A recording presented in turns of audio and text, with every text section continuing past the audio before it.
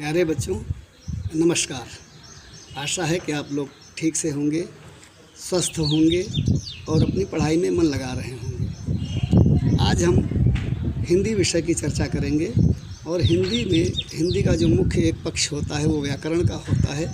तो आज हम व्याकरण की चर्चा करेंगे आपसे।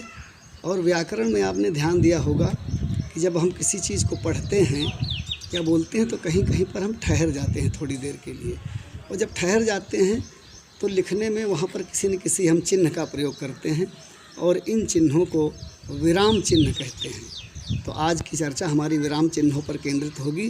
परिभाषा के रूप में हम कह सकते हैं कि बातचीत करने में हम शब्दों का उच्चारण एक प्रवाह में एक समान गति में नहीं करते, जहाँ तहाँ थोड़ा बहुत ठहर जाते हैं, जिससे सुनने वाला हमारे अभिप्राय को ठीक से समझ सके, पढ़ने वाला हमारे अभिप्राय को समझ सके।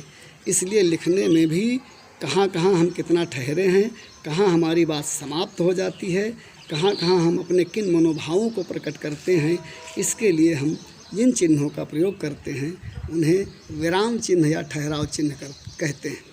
आज हम ये तो वैसे कई प्रकार के होते हैं, लेकिन आज कुछ विराम चिन्हों पर हम चर्चा आपके समक्ष प्रस्तुत करेंगे। बच्चों, ये चार्ट देखिए, एक आपके सामने है जिसमें लिखा हुआ है प्रकरण विराम चिन्ह। इसकी परिभाषा हमने लिखी है, आप भी चाहें तो इस परिभाषा को लिख सकते हैं कि मौखिक अभिव्यक्ति को जब लिखित रूप प्रदान किया जाता है तब नाना प्रकार के मौन, प्रश्न, आश्चर्य आदि के लिए जिन चिन्हों का प्रयोग किया जाता है उन्हें विराम चिन्ह कहते हैं। मुख्य विराम चिन्ह मैंने बताया कि कई प्रकार के होते हैं, जिसमें से आज हम जिन चिन्हों की चर्चा कर रहे हैं उसमें पहला है अल्प विराम, जिसको आप कामा भी कहते हो। और कामा का चिन्ह ये देखिए बना हुआ है, इसका प्रयोग आप लोग करते क्या है कि पढ़ते समय जिस स्थान पर थोड़ी देर के लिए, बहुत थोड़ी देर के लिए हम ठहरते हैं, वहाँ पर इस चिन्ह का प्रयोग किया जाता है। अब आइए इसका एक उदाहरण लेते हैं और इस उदाहरण के माध्यम से समझते हैं। जैसे एक उदाहरण ये है कि वह जहाँ बैठ जाता है उठने का नाम नहीं लेता। हम थोड़ी देर के लिए ठहरे और ये देखिए हमने चिन्ह लगा दिया। इसी प्रकार से एक दूसरा उदाहरण है, देवदत्त इधर आओ। फिर हम यहाँ थोड़ी देर के लिए ठहरे और ये देखिए हमने अल्प विराम का प्रयोग किया। तीसरा एक वाक्य फिर आप देखें कि राम ने कहा मेरी मदद करो। कहा के बाद हम थोड़ी देर के लिए रुके और ये देखिए हमने कामा का यानी अल्प विराम का प्रयोग किया। इसी प्रकार से एक और वाक्य हम लेते हैं कि राम, लक्ष्मण, भरत और शत्रुघ्न दशरथ के बेटे थे। अब यहाँ पर हम राम में थोड़ी देर रुके, लक्ष्मण के पश्चात हम थोड़ी देर के लिए रुके और दो जगह पर हमने अल्प विराम का प्रयोग किया। तो मैं उम्मीद करता हूँ कि आपको अल्प विराम यानी कामा समझ में आ गया होगा। आइए हम दूसरे विराम पर चर्चा करते हैं। और दूसरा जो विराम चिन्ह है वो है अर्ध विराम। इसको हम सेमी कोलन भी कहते हैं और इसका चिन्ह ये देखिए बना हुआ है। ऊपर एक बिंदी है और नीचे अल्प विराम है, यानी दो चिन्ह मिल गए हैं एक साथ ऊपर नीचे। इसको हम अर्ध विराम बोलते हैं। अर्ध विराम में करते क्या हैं, इसकी परिभाषा अगर हम कहना चाहें तो ऐसे कह सकते हैं कि यह विराम चिन्ह वहाँ प्रयुक्त किया जाता है जहाँ अल्प विराम से अधिक देर तक ठहरना पड़े। यानी जितनी देर हम अल्प विराम में ठहरते हैं उससे थोड़ा सा अधिक देर में हम यहाँ पर ठहरते हैं। इस चिन्ह के प्रयोग में हम ठहरते हैं। इसका प्रयोग हम मुख्य रूप से तीन प्रकार से करते हैं।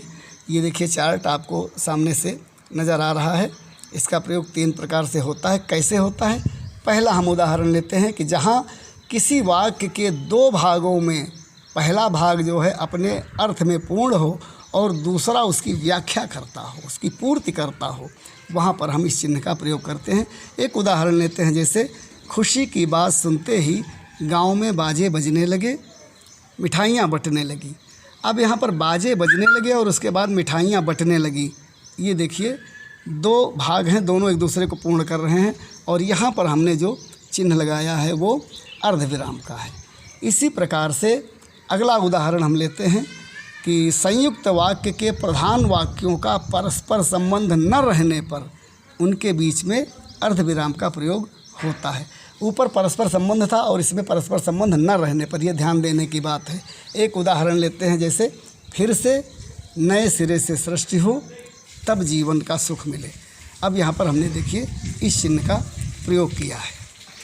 बच्चों, इसी प्रकार से इस चिन्ह का प्रयोग हम जो तीसरे रूप में करते हैं, कैसे करते हैं, परिभाषा आप देखें कि अर्धविराम का प्रयोग उन पूरे वाक्यों के बीच में होता है जो अंत में एक योजना द्वारा जोड़े जाते हैं।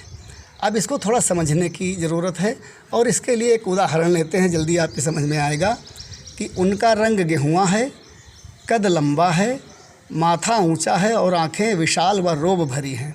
अब इसमें देखिए एक पूरी योजना है, रंग है, कद है, माथा है, आँखें हैं और इनको हम जोड़ रहे हैं और पूरा वाक्य बन रहा है। तो यहाँ पर हमने देखिए ये चिन्ह का प्रयोग किया है, यहाँ पर ये प्रयोग किया है, 2 जगह पर हमने अर्धविराम का प्रयोग किया है।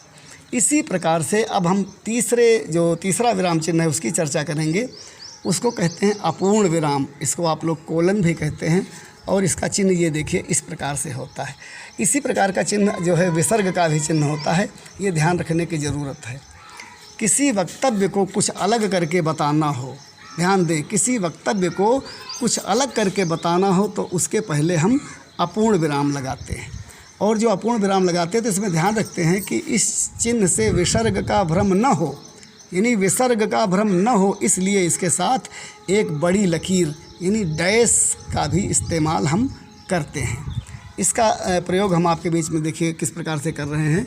एक उदाहरण लेते हैं कि जैसे निम्नलिखित का अर्थ लिखो, और यहाँ पर ये देखिए हमने कोलन यानी अपूर्ण विराम का प्रयोग किया है और इसके साथ एक डैश लगा दिया है जिससे विसर्ग न समझ में आवे, ये चिन्ह पूरी तरीके से समझ में आ जाए। ये देखिए चिन्ह ये है और ये हमने लगाया, इसके आगे डैश लगा दिया है और फिर उसके बाद लिखा है कि जिन ढूंढा तिन पाइयाँ गहरे पानी पैठ।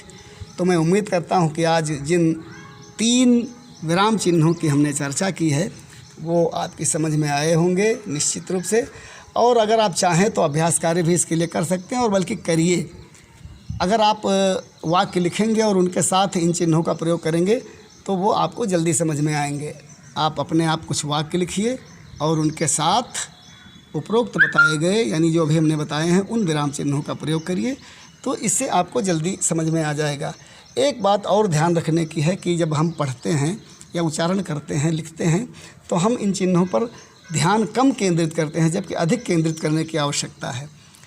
पुस्तक पढ़ते समय जहाँ जो विराम चिन्ह हो वहाँ उसके अनुसार रुकें और उच्चारण करें, तो इन चिन्हों का प्रयोग आप आसानी से समझ सकते हैं। आज का जो व्याकरण का जो हमारी कक्षा है वो यहीं पर समाप्त होती है और इसके पश्चात फिर हम अगले दिन और तमाम अन्य विराम चिन्हों पर चर्चा करेंगे। तब तक के लिए नमस्कार, बहुत बहुत धन्यवाद।